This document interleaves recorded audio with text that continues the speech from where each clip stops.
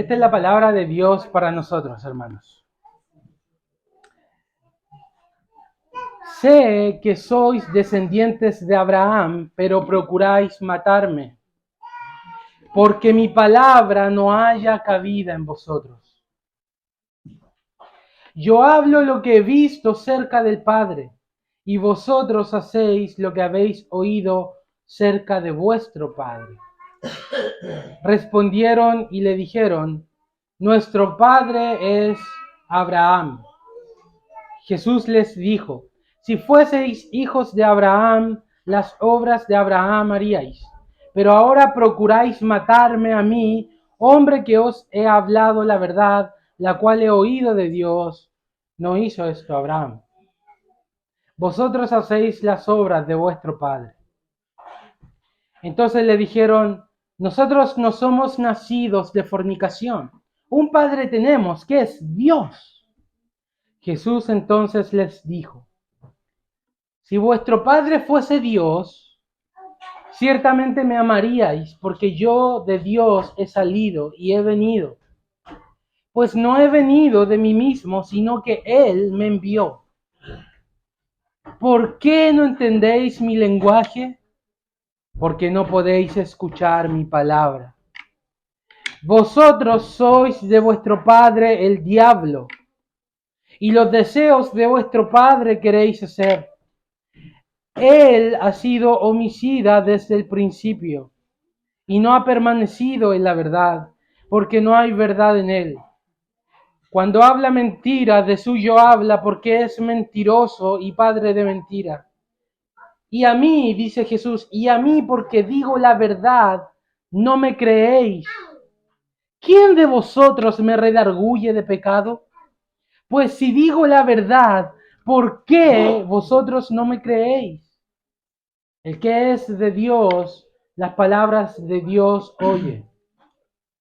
Por esto no las oís vosotros, porque no sois de Dios. Amén.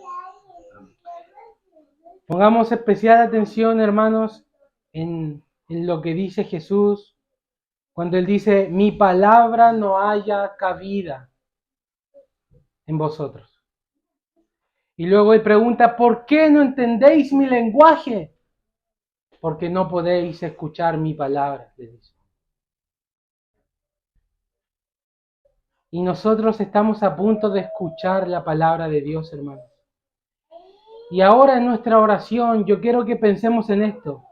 Pidamos a Dios que haga lugar en nuestra vida para que venga su palabra y se quede. Porque los fariseos no tenían lugar en su vida para la palabra. Señor y Padre nuestro,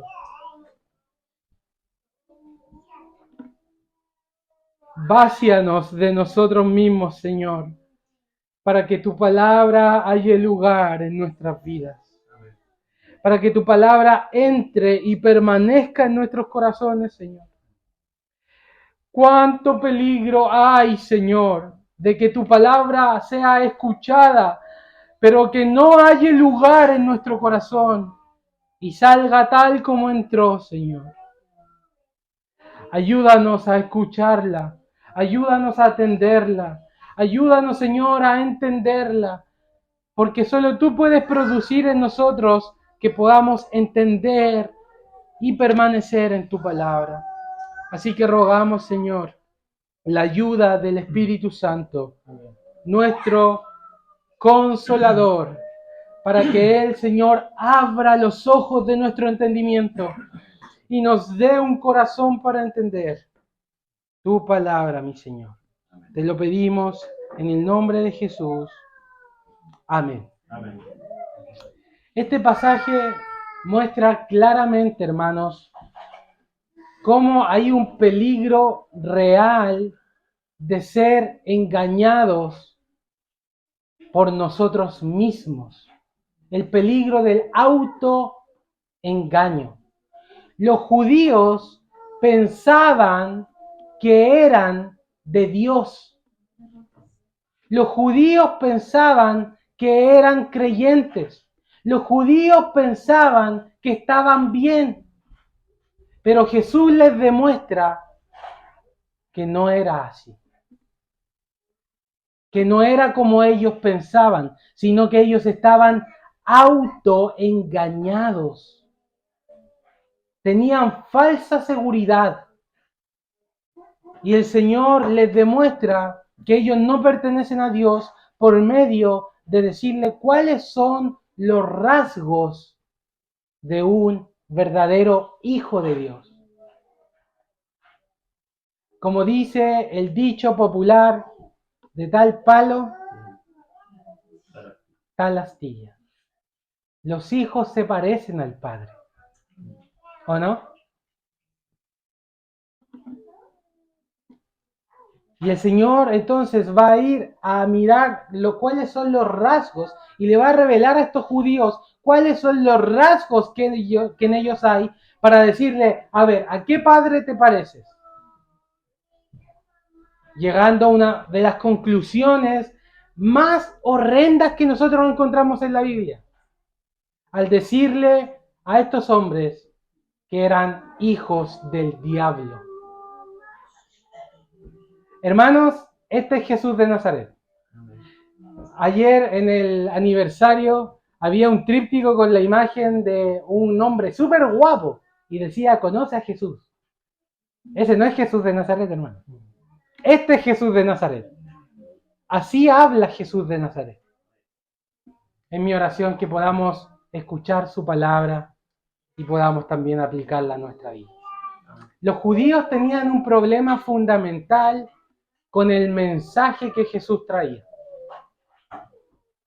Ellos no tenían un problema con lo que Jesús hacía, al menos no mayormente, sino que su problema era con lo que Jesús hablaba, cuál era su palabra, lo que él anunciaba, cuál era su mensaje.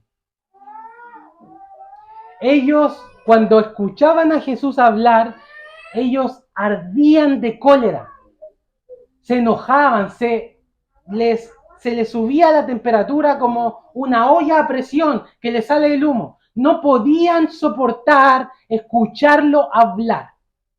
Tenían un problema fundamental con lo que Jesús decía, con su palabra.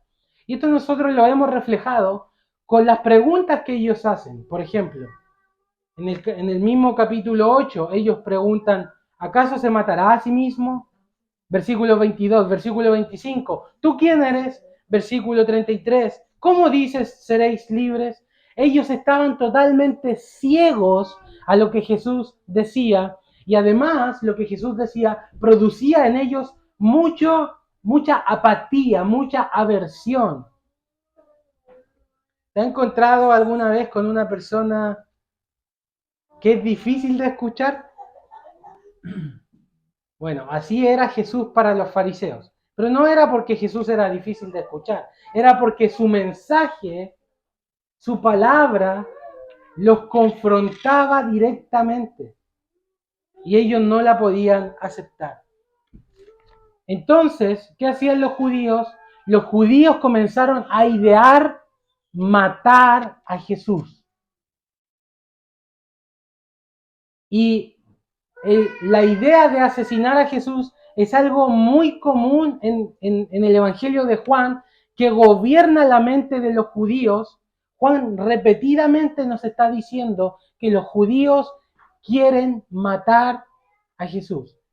Por ejemplo, Juan 5, verso 18, dice que los judíos procuraban aún más matarle porque Jesús decía que Dios era su propio Padre. Capítulo 7, versículo 1, dice que Jesús no quería andar en Judea porque los judíos procuraban matarle. Una vez que Jesús llega a Judea, la gente se empieza a preguntar, oye, aquí está, ¿a quién quieren matar? Cuando Jesús se encuentra con la mujer que cayó en adulterio, ¿cierto? Los primeros versículos del capítulo 8, los judíos tienden una trampa a Jesús para acusarlo y posteriormente matarlo. Los judíos están empecinados con terminar con la vida de Jesús. Y uno se pregunta, ¿qué hay en el mensaje de Jesús? ¿Qué es tan diametralmente ofensivo para los judíos, que los hace querer matarlo, hermanos. Ellos lo escuchaban y lo querían matar, querían aniquilarlo. Y de hecho, finalmente lo llevan a cabo cuando lo crucifican. Pero esta es mi pregunta: ¿qué es lo que había en el mensaje de Jesús tan ofensivo, tan filoso para ellos, que deseaban matarlo?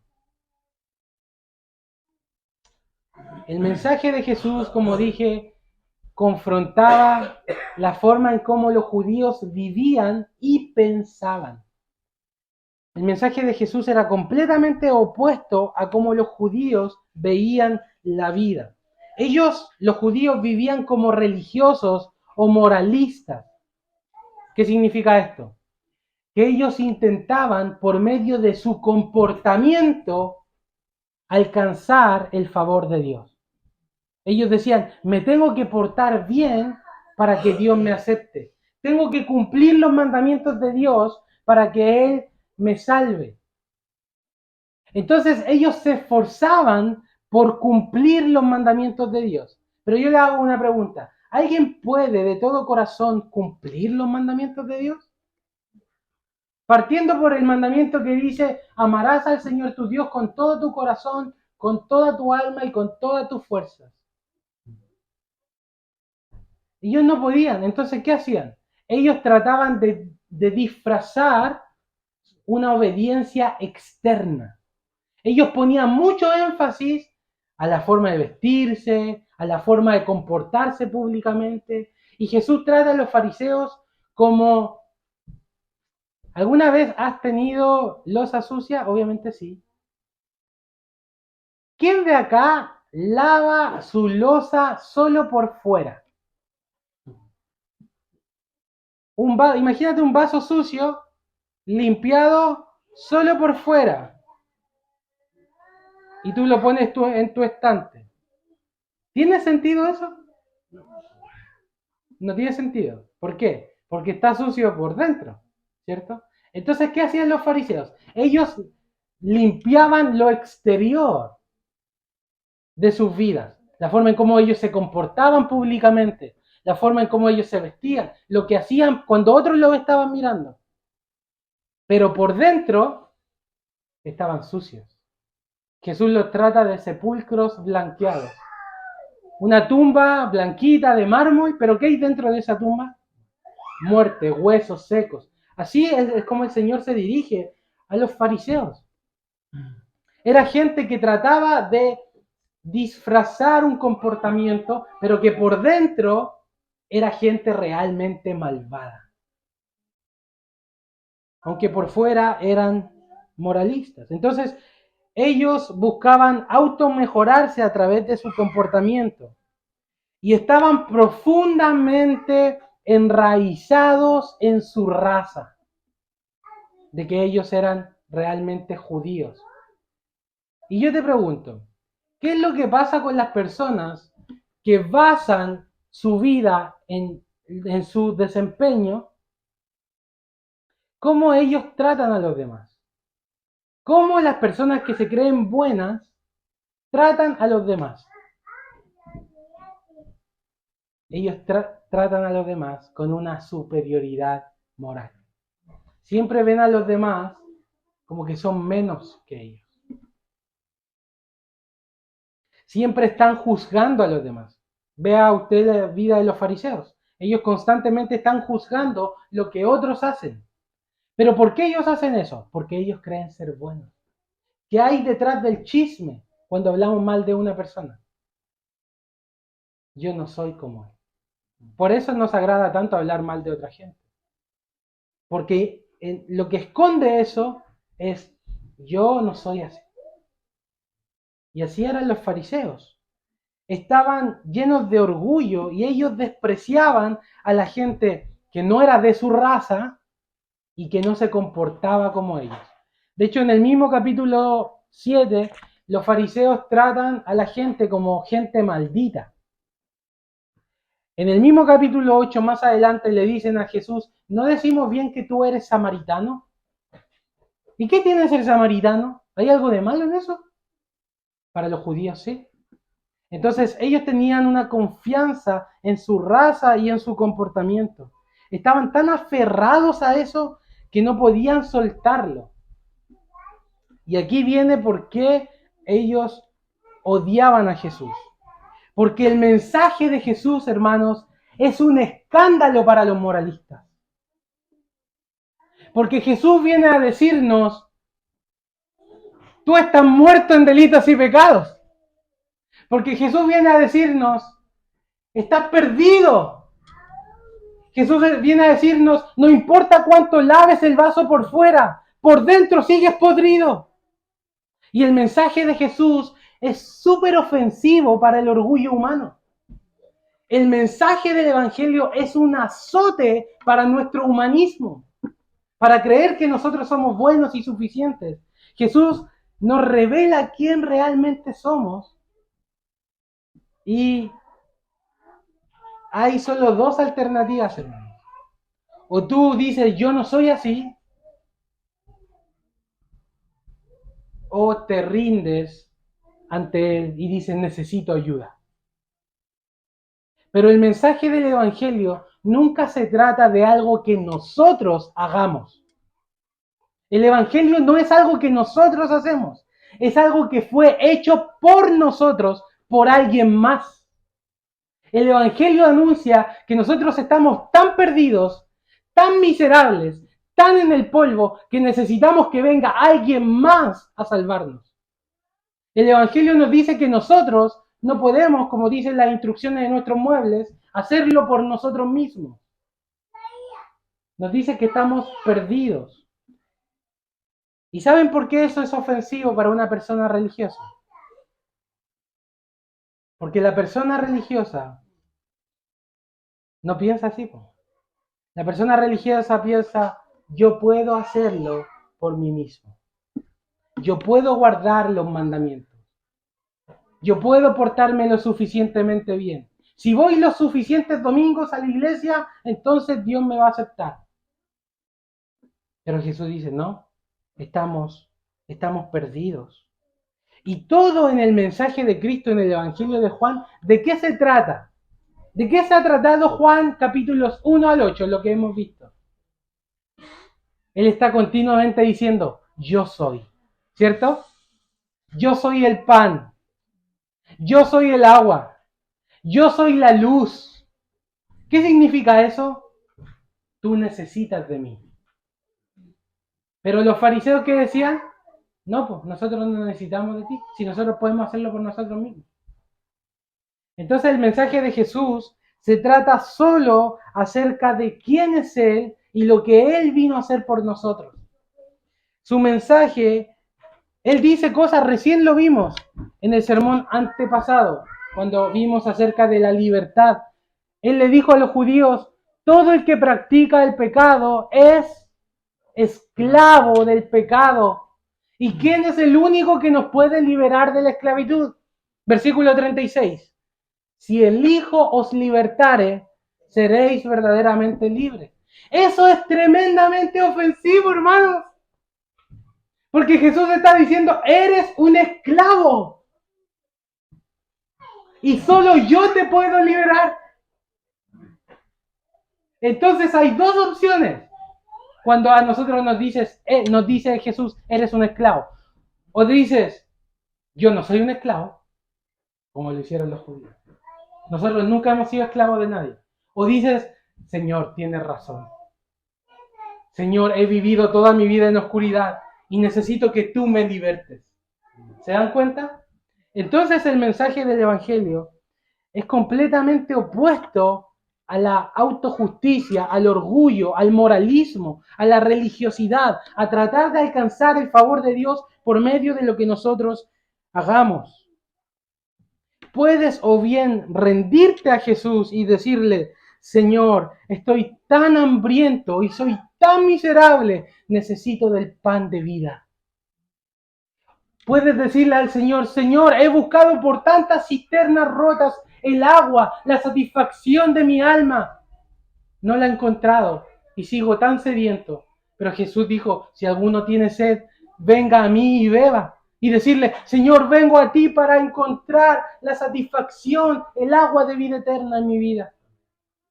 Puedes decirle, Señor, he vivido toda mi vida en oscuridad, pero ahora he visto que tú eres la luz. Ilumíname, Señor. Eso es el Evangelio, hermanos. Es ir en nuestra bancarrota hacia alguien que nos puede salvar. Su nombre es Jesús. Pero la otra opción, que es la opción que toman los religiosos y los fariseos y los moralistas, es decir, no te necesito. Yo no estoy en oscuridad. Yo no soy esclavo. Yo no tengo hambre. Yo no tengo sed. Yo estoy bien como estoy. ¿Para qué quiero a Jesús? Y esa actitud, mis hermanos, nos lleva finalmente a la condenación. Miren, fíjense que hay algo muy interesante, y es que Jesús revela a los judíos quiénes ellos son, pero en lugar de ellos de decir, tiene razón Jesús, tenemos un gran problema, somos esclavos del pecado. ¿Saben qué es lo que dicen los judíos? El problema es Jesús, tenemos que matarlo, para que nos deje de hablar. Jesús es el problema, entonces asesinémoslo. Ellos no pueden escuchar, no pueden soportar el mensaje de Cristo. Cuando Jesús habla, ellos rechinan los dientes de odio. Cuando Jesús habla de la miseria del pecador y de su salvación. Y es lo que dice el versículo 37. Porque ellos dicen, somos linaje de Abraham. Somos israelitas de cepa. ¿Eh? Como decir, yo soy chileno. Yo soy judío, mi padre fue Abraham. Ellos dicen. Y Jesús le dice, sé que sois descendientes de Abraham, pero procuráis matarme. Porque mi palabra, mi mensaje, el evangelio, no haya cabida en vosotros. Es decir, el evangelio no haya lugar en sus vidas. ¿Por qué? Porque están llenos de ellos mismos. Están llenos de autojusticia, están llenos de orgullo, están llenos de superioridad moral. Entonces es como un estacionamiento ocupado. La palabra entra y está todo ocupado. Entonces, ¿qué pasa? La palabra sale y no tiene provecho para ellos.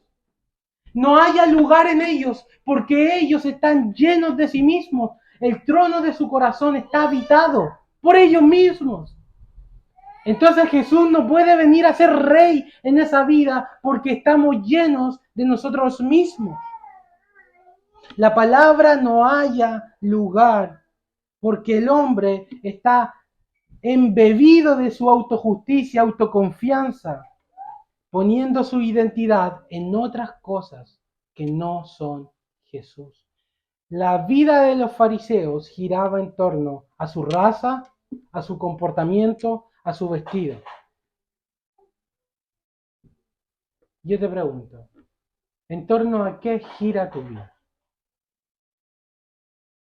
Porque estos hombres tenían su corazón ocupado, pero nosotros también podemos tener el corazón ocupado. ¿Dónde está tu trascendencia y tu seguridad? ¿Está en tu reputación? ¿Está en tu carrera profesional? ¿Está en tu trabajo? ¿Está en tu patrimonio? ¿En tu raza? ¿En tus posesiones? ¿En la belleza? ¿En el placer? ¿En el poder? ¿En la aprobación? ¿En la comodidad?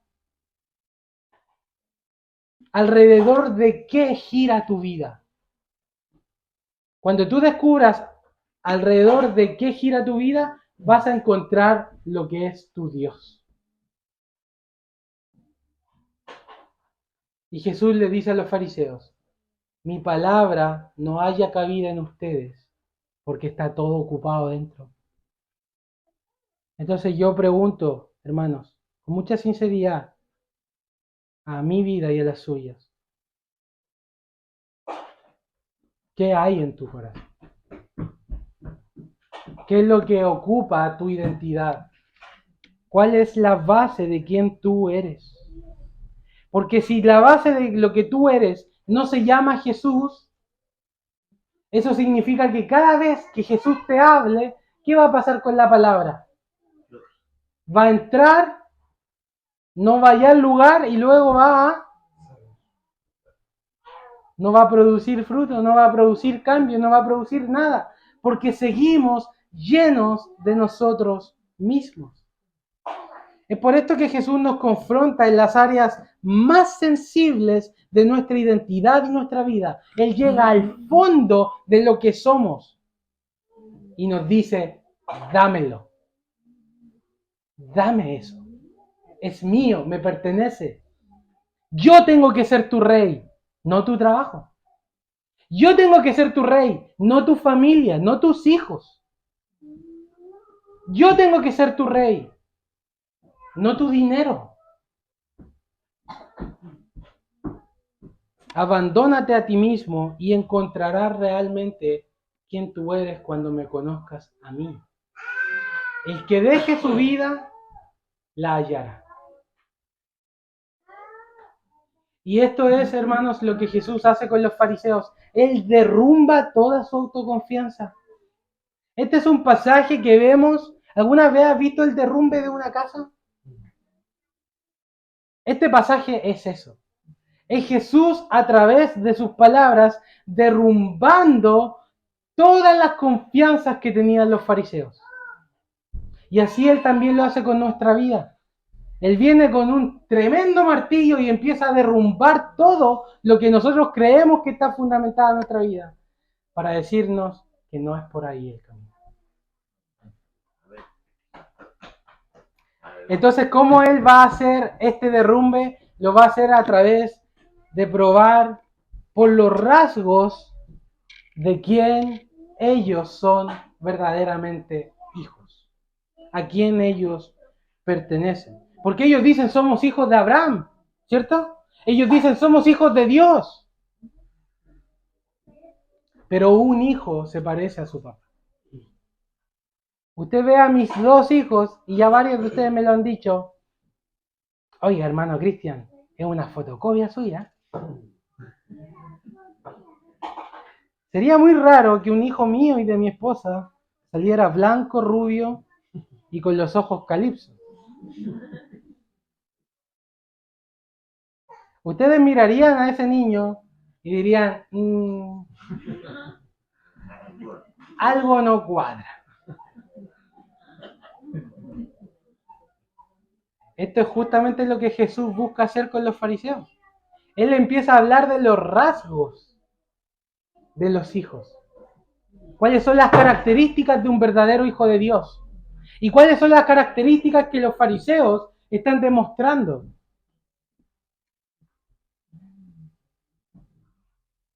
Y por más que ellos digan somos hijos de Dios, por más que lo repitan, el tema no es decirlo. Aquí, por ejemplo, ahí está Esteban. Esteban podría gritar a los cuatro vientos que yo soy su papá. Y podría decir, yo soy hijo del hermano Cristian, yo soy hijo del hermano Cristian. Y va y le cuenta a sus compañeros, yo soy hijo del hermano Cristian. Pero una vez que se pone al lado mío, ¿no tiene el pelo ondulado como yo?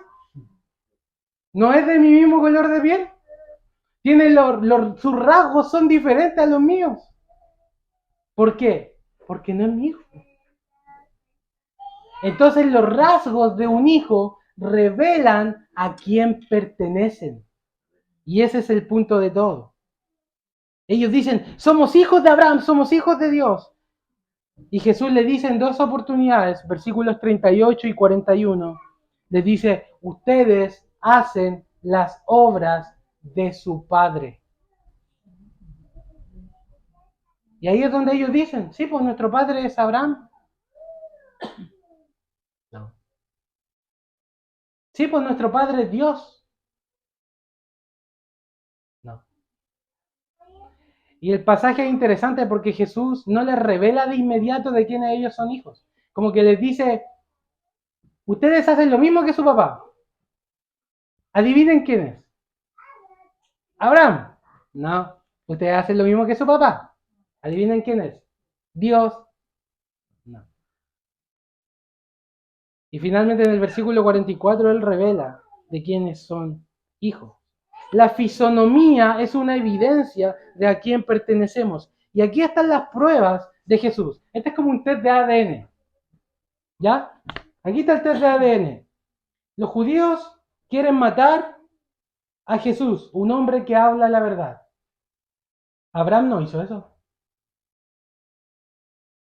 Abraham cuando vinieron enviados de Dios, recuerda Génesis 18, ¿qué hizo Abraham? ¿Cómo recibió a los enviados de Dios? ¿Lo recibió bien? ¿De parte de Dios? ¿Cómo están recibiendo los judíos al que viene de parte de Dios? ¿Lo quieren matar? ¿Qué otra prueba de ADN tenemos acá? Ellos deshonran a Jesús al decir en el pasaje, no somos nacidos de fornicación. Eso es una ofensa para Jesús. Porque, ¿ustedes han escuchado del nacimiento virginal de Jesús? Eso quiere decir que Jesús nació de una virgen. Que Jesús no es hijo de José, sino que el Espíritu Santo hizo que María concibiera. ¿Cierto? ¿Recuerdan? Sí. Entonces los judíos decían que Jesús era un bastardo de María. O sea, que alguien más se había acostado con María y que Jesús era un hijo ilegítimo. Por eso le dicen, nosotros no somos nacidos de fornicación. Es decir, a mí me concibió mi papá y mi mamá, y a ti, quién sabe. Es una tremenda ofensa. Ellos deshonran a Jesús. Tercer lugar, ellos rechazan al que Dios envió. En cuarto lugar, la palabra de Jesús no hay espacio en su vida. En quinto lugar, ellos no aman a Jesús, a quien Dios envió.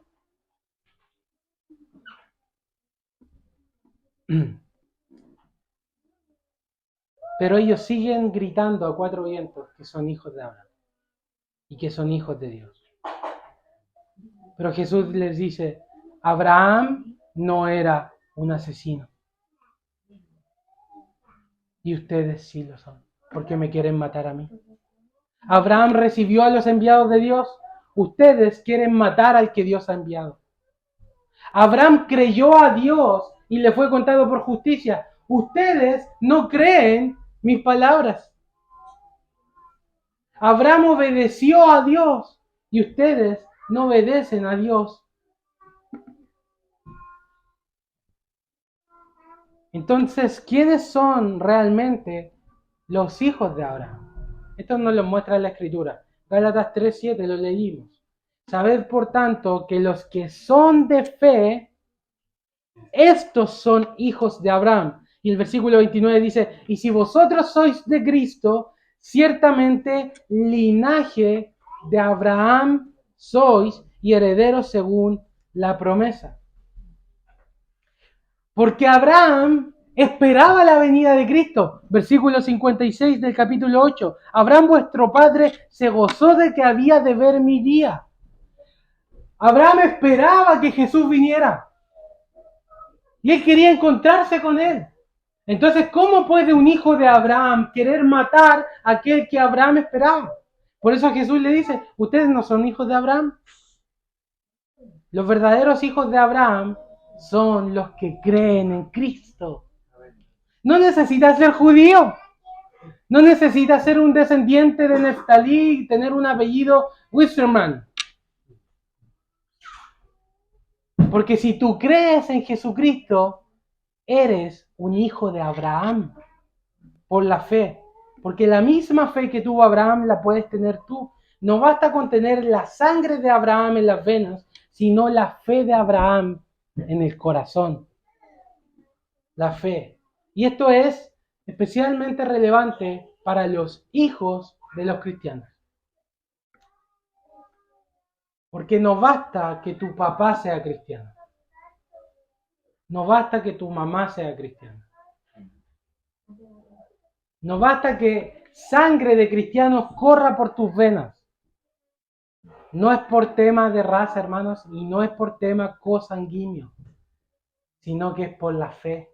Los niños también necesitan el Evangelio. Necesitan encontrarse con Jesús. Necesitan que nosotros les prediquemos que son pecadores y necesitan un encuentro con Jesucristo el Señor. Ellos no entran al cielo colados, hermanos. Cada uno debe tener un encuentro personal con Jesucristo. No es por ser familia de que usted va a entrar, no es así. Sino que tiene que ver con una relación personal. Pero ellos dicen, somos de Dios, pero su vida no lo evidencia. Las acciones mismas y la actitud de ellos desmienten lo que afirman. Si Dios fuera su Padre, amarían a Dios y al amar a Dios también amarían a Jesús. Pero en cambio odian a Jesús. Y porque odian a Jesús, también odian a Dios. Como Jesús dijo en 5:23, el que no honra al Hijo, no honra al Padre. Y en 15:23 dice, el que me aborrece a mí, también a mi Padre aborrece. ¿Tú sabías que el 90% de Ancud dice ser cristiano? ¿Sabías ese dato?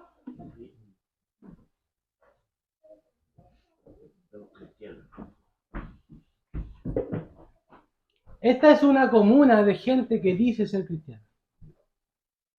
80% de católicos, 10% de evangélicos. Todos ellos, si tú les preguntas, te van a decir, soy hijo de Dios. ¿O no? ¿Me equivoco? Pero los judíos también decían, soy hijo de Dios.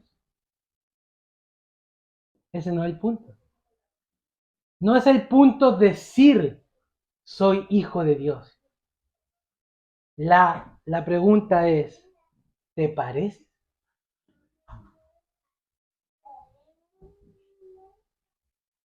¿Te pareces a Él? ¿Has creído a quien Él ha enviado? ¿Y tu vida se ha conformado a su palabra? No es, hermanos, una profesión de labios lo que nos va a salvar. No es simplemente decirlo, como dice 1 Juan 1:5. Aquel que dice que tiene comunión con Dios, pero vive en tinieblas, ¿cómo dice? Es que mentiroso. No es verdad lo que dice. ¿Cuáles son los rasgos de tu vida? Ahora, ser cristiano es algo progresivo, hermanos. Es algo que comienza y luego se va desarrollando en el tiempo y va progresando. Y uno cada vez más se va pareciendo a Jesús. Por ejemplo, el ladrón en la cruz, que se salvó el último segundo de su vida. ¿Qué rasgo tenía él de hijo? No alcanzó a vivir para contarlo, por hermanos.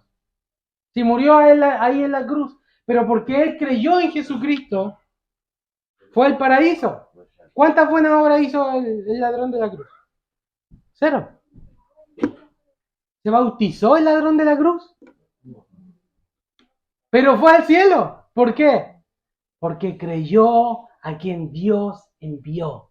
Creyó en Jesucristo y por eso fue salvo. Ahora, si él hubiera logrado sobrevivir, ¿qué hubiera pasado en su vida? Él hubiera cambiado, ¿no? Él hubiera empezado a demostrar en su vida ahora rasgos de que es un hijo de Dios, ¿o no? ¿Me equivoco? Y eso es también lo que pasa con nosotros, hermanos. En nuestra vida debe ir progresando la obra de Dios en nosotros a medida que nos vamos a ir pareciendo más a Él. Pero Jesús le dice a los fariseos, ¿a quiénes se están pareciendo ustedes? Y esa también es una pregunta para nosotros. ¿A quién nos parecemos? Versículo 44 está la revelación.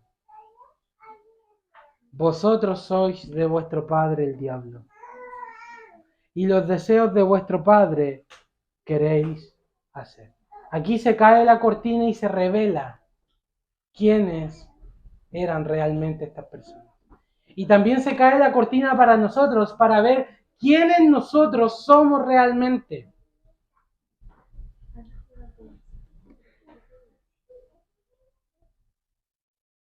Judíos son de su padre el diablo.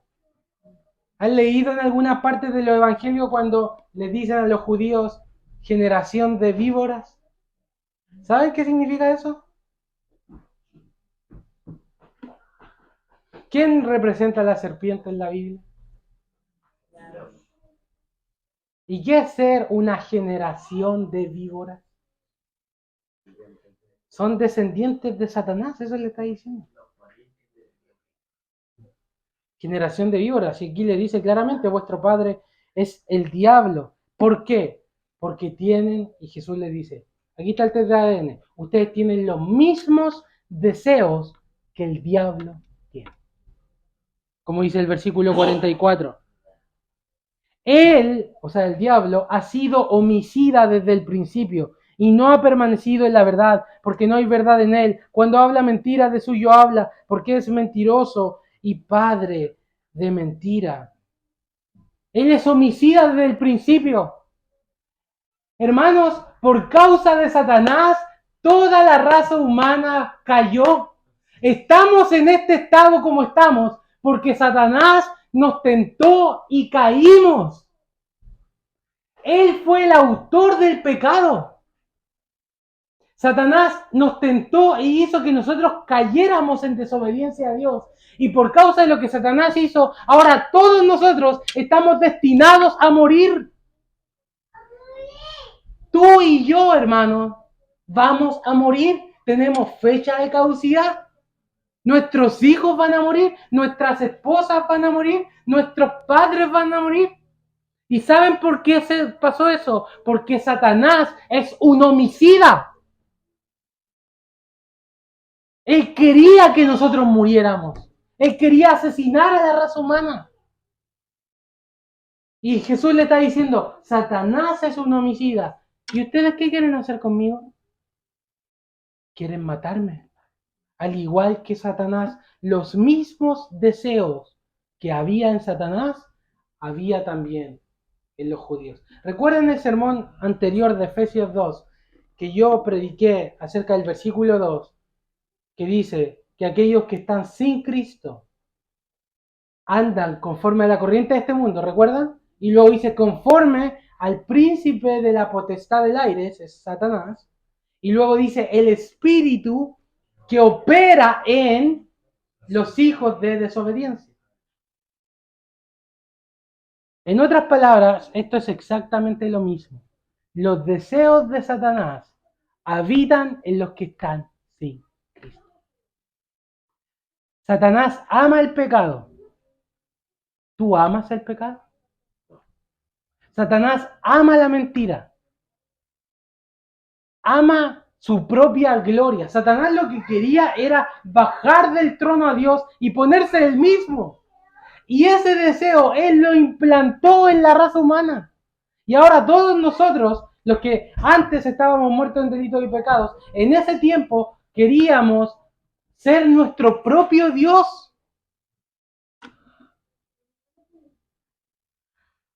Primera de Juan 3:8 dice, el que practica el pecado es del diablo. Pregunta, ¿practica usted el pecado? Si la respuesta es sí, entonces la lógica de eso es que tú eres ¿de quién? Esto es muy fuerte, hermano. Porque en esta vida existen solamente dos tipos de personas. Los que son hijos de Dios y los que son hijos del diablo. No hay una tercera opción. Entonces, ¿a qué familia perteneces tú? ¿Qué deseos habitan en tu corazón? ¿Los deseos de Dios o los deseos del diablo? El que practica el pecado es del diablo, dice, porque el diablo peca desde el principio. Y luego el apóstol Juan menciona a Caín, que mató a su hermano, y dice que era del maligno. El primer homicidio entre seres humanos se dio en la primera generación de gente que salió después de Adán y Eva. Caín mató a su hermano Abel. Y la palabra dice que Caín lo mató porque Caín era del maligno. Lo mismo que el diablo hizo con la raza humana, Caín lo hizo con su hermano Abel. Entonces Juan concluye que los cristianos no pueden aborrecer a sus hermanos. No podemos, hermanos, enojarnos y aborrecer a nuestros propios hermanos. Porque eso es un rasgo de los que son hijos de Satanás. Guardar rencor en el corazón, odiar a otro. Eso es lo que Satanás hace. Satanás vive en el pecado. Satanás tiene odio, rencor, enojo. Satanás rechaza el evangelio. Entonces la pregunta es, ¿somos nosotros de esa familia?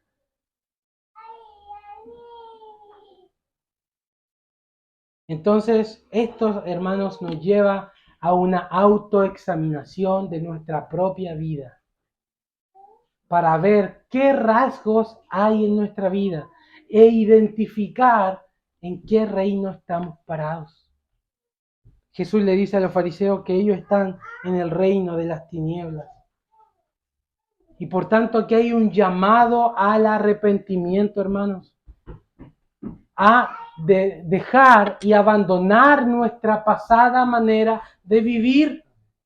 No podemos seguir viviendo en el pecado. Si ahora somos hijos de Dios, si ahora estamos en luz, no podemos caminar en tinieblas.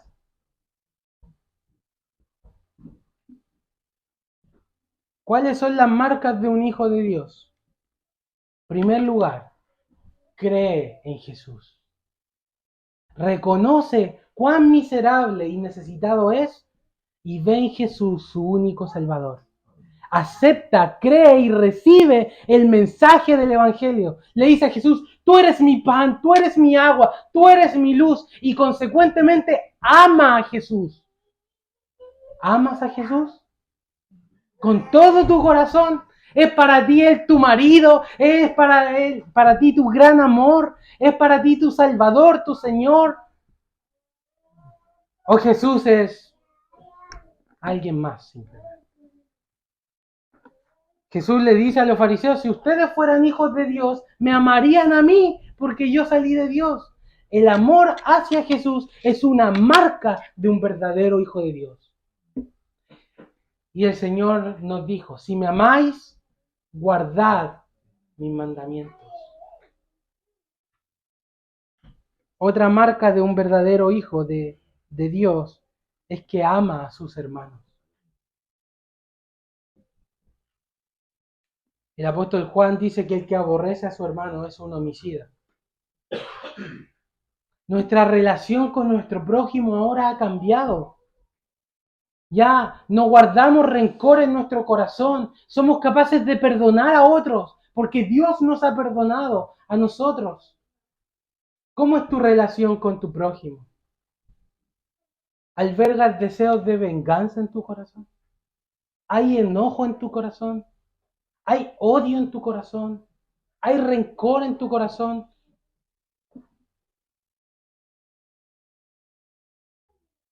El Hijo de Dios ama a sus hermanos y el Hijo de Dios recibe la palabra de Dios. Jesús le dice a los fariseos, mi palabra no haya cabida en ustedes, pero el que realmente es hijo de Dios recibe la palabra de Dios. ¿Cuál es tu relación con la Escritura? Con la palabra de Dios. Cuando ella es predicada, ¿se queda en tu vida o no se queda? ¿La recibes o la rechazas? El Hijo de Dios, cuando es confrontado con su pecado, se humilla y busca la misericordia de Dios. Solo hay dos familias en este mundo, hermanos. Está la familia de Dios y la familia del diablo. Solo hay dos reinos, el reino de Dios y el reino de Satanás. Solo hay dos simientes, la simiente de la mujer y la simiente de la serpiente. ¿A quién pertenecemos nosotros? Traigo acá una frase de John MacArthur que dice que Jesús demolió la falsa esperanza de seguridad de los judíos que buscaban por ser descendientes de Abraham. Aunque afirmaban ser hijos de Abraham, Jesús les dejó claro que en lo espiritual eran hijos de Satanás. A menos que se arrepintieran, estaban destinados a participar del castigo del diablo en el infierno. Y lo mismo es cierto para quien pone su esperanza en algo diferente a la persona y a la obra de Jesús. El infierno, de acuerdo a lo que las Escrituras nos enseñan, no fue un lugar destinado para los seres humanos. Fue un lugar creado para Satanás y sus ángeles. Pero todo ser humano que rechaza a Jesucristo y se alinea en el reino de Satanás, adivinen dónde va a ir a parar. A donde mismo Satanás va a ir a parar.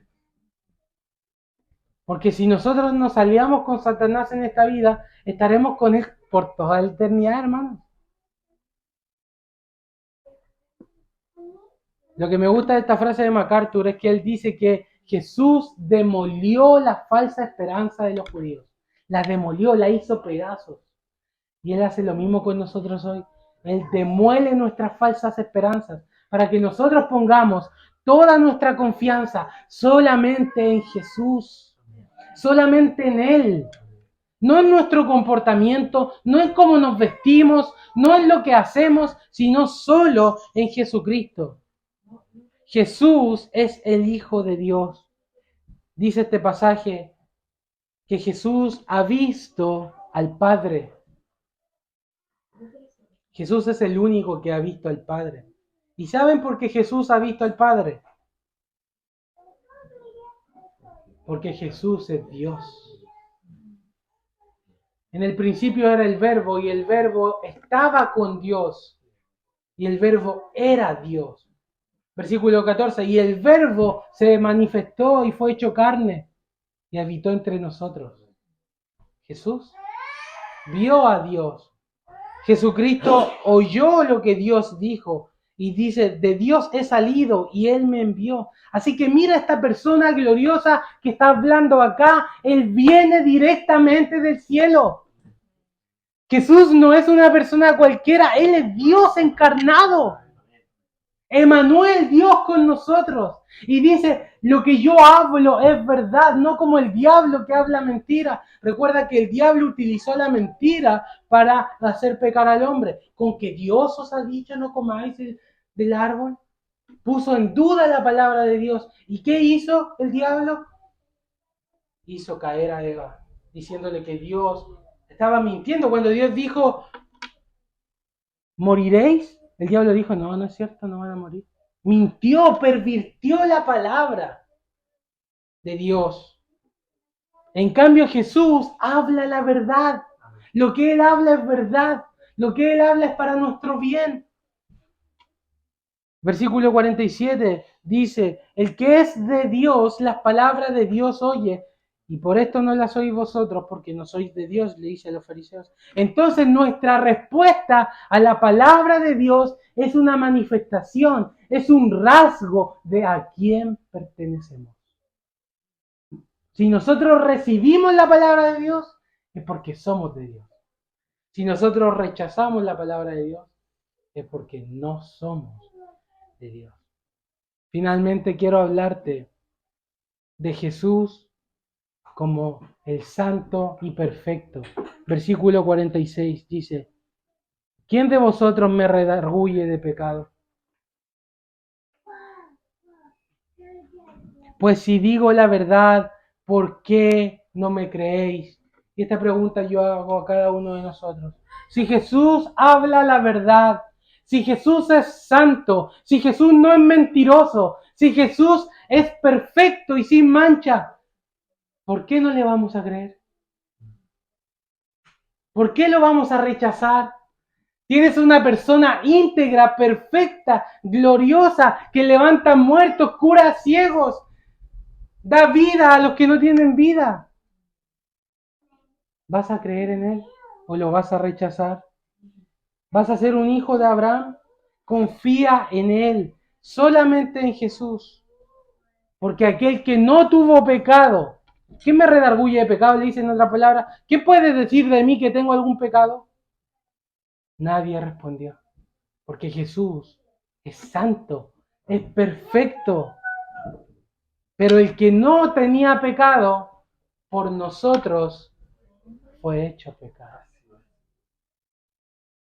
El santo e inocente Hijo de Dios fue a la cruz para cargar con todas nuestras mentiras y nuestras rebeldías, porque nos amó. Entonces el Evangelio es, cree en Él, recíbelo en tu vida, que Él sea tu Rey, tu Señor, tu Salvador y tu todo. Que toda tu vida desde ahora en adelante sea para la gloria y la alabanza del nombre del Hijo de Dios, que hizo esta gran obra por nosotros. Nos amó y se dio a sí mismo por nosotros. Él nos libró de la esclavitud del diablo. Todos acá éramos hijos del diablo. No hay nadie que pueda decir, nací hijo de Dios. El que hace pecado es esclavo del pecado. Pero si tú estás hoy día acá y has creído en Cristo, es porque el Hijo te ha hecho libre. Te ha librado de la servidumbre. Te trasladó del reino de las tinieblas al reino de su amado Hijo.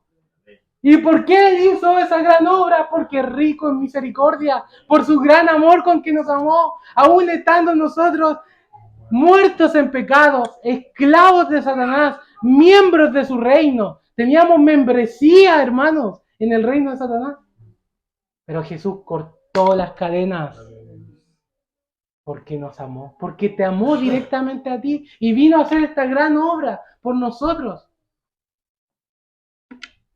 ¿Era tú o Él, hermano? O Él moría por ti, o tú tienes que morir eternamente en el infierno. Pero alguien tiene que pagar la deuda por el pecado. ¿Será Él o serás tú? El sublime, santo, inocente, precioso, glorioso Hijo de Dios, o nosotros que somos gusanos miserables. Uno de los dos, hermanos. Entonces Él vino y se puso delante de nosotros para pagar la deuda. Y la pregunta que Jesús dijo a los fariseos resuena en nuestros oídos hoy. Si yo les hablo la verdad, si yo he venido a este mundo, ¿por qué no me van a creer? Cree en Jesús. Abrázalo con tu corazón y serás salvo. Porque de tal manera amó Dios a este mundo, que envió a su Hijo para que todo aquel que en Él crea no se pierda. Pero Jesús es la única salida, hermanos. Es la única salvación. Se llama Jesús. Y Satanás hará todo lo posible para que desviar nuestra mirada de Jesús. Lo que Satanás más quiere es que las iglesias sean iglesias llenas de gente buena, gente religiosa, gente que ayuda a la abuelita a cruzar la calle, gente educada, gente... Satanás estaría contentísimo con eso, con tal de que en las iglesias nadie mencionara el nombre de Jesús de Nazaret. Porque Él es la única salida que hay para nuestros problemas. La estrategia del diablo es la estrategia de la falsa religión. Lo que el diablo intenta hacer siempre es esconder al Hijo de Dios. Y no lo va a esconder en moralidad, en religiosidad, en ritos, en liturgias. Con tal de que nosotros no pongamos la mirada en Él. Él va a usar todas sus artimañas para que nosotros no fijemos nuestra mirada en Jesús. Pero acá Dios, por su misericordia, nos ha presentado a Jesús un domingo más. Pon tus ojos en Él. Confía en Él. Entrégale tu vida. Y Él hará nueva todas las cosas. Amén.